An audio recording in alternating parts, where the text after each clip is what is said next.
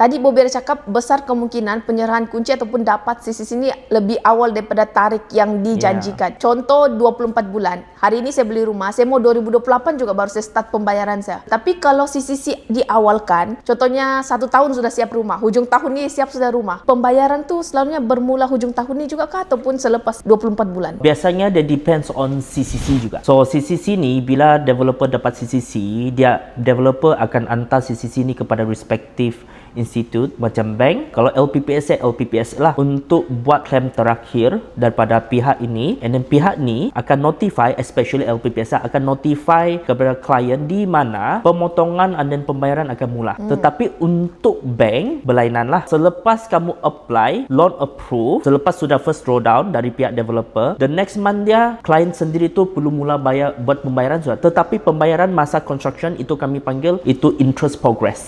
Kamu tidak akan bayar full amount. Kamu akan bayar hanya itu interest punya progress saja.